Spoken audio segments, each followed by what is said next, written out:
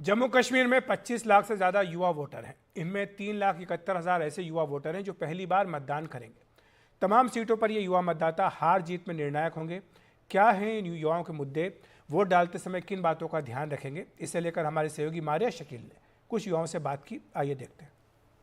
नज़ीर और हम अब यहाँ पर एक नए लोगों के साथ हैं जो टीचर भी हैं, ह्यूमन राइट्स एक्टिविस्ट भी हैं, यूट्यूबर भी हैं, बहुत सारे डिफरेंट प्रोफेशन से आते हैं। और अहमियत इनकी ये भी है नज़ीर कि इनका वोट पर जो अंडर 29 है कश्मीर में, उनका वोट परसेंटेज वो कितना परसेंटेज है?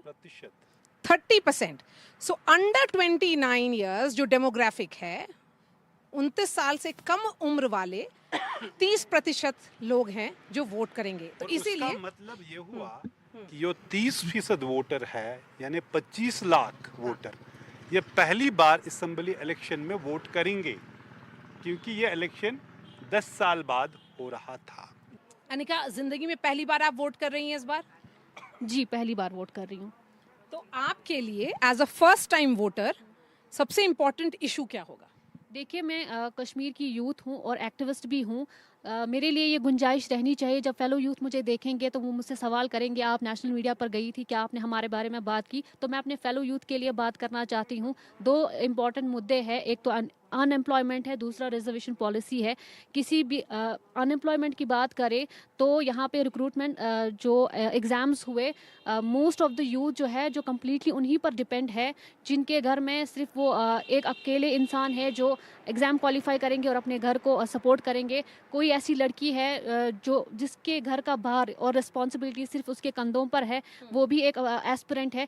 तो उनके साथ जब कोई स्कैम होता है या डिले होता है JKSSB के एग्ज़ाम्स में, या एपटेक जैसी ब्लैक लिस्टेड कंपनीज उनका एग्ज़ाम कंडक्ट करती है और फिर स्कैम करती है, तो उनके लिए ये बहुत ही बुरी बात है। इन्होंने एम्प्लॉयमेंट की बात की, इन्होंने जॉब्स की बात की, मैं करूँगा सिक्योरिटी की बात की। मैं सिक्योरिटी की बात करूँगा।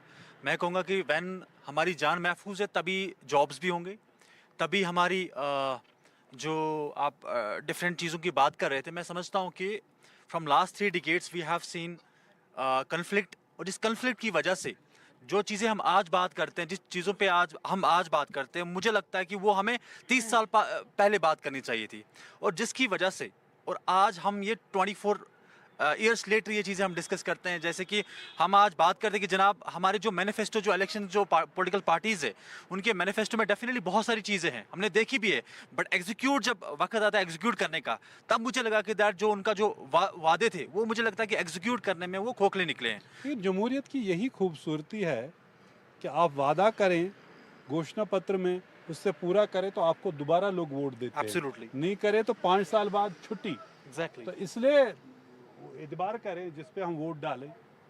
तो क्या कहते हैं, जो भी वादे किए हैं घोषणा पत्र में पार्टियों ने, क्या आपको लग रहा है किस घोषणा पत्र से आप खुश है? कौन सी अच्छी बात है जो आपको लग रही है ठीक? सी सर, पहली बात तो ये कि जो अब मैं आपको एग्री करता हूँ कि रिसेंटली जो पार्लियामेंट्री इलेक्शंस थे यहाँ पे, लोगों ने दिखाया है कि जो फॉर्मर 2 टाइम्स चीफ मिनिस्टर्स थे, एक हमारी महबूबा मुफ्ती जी, दूसरा उमर अब्दुल्ला साहब, वो फॉर्मर चीफ मिनिस्टर रहे हैं, और उनको लोगों ने दिखाया कि जनाब आपके जो वादे थे वो खोखले निकले एंड अब हम आपको चांस नहीं दे रहे हैं। सो कहने का मतलब ये है कि दैट लोगों को भी एक अवेयरनेस हुई है, लोगों को भी ये समझ है कि जनाब जो हमारे लिए काम करेगा हम उसको चुनेंगे।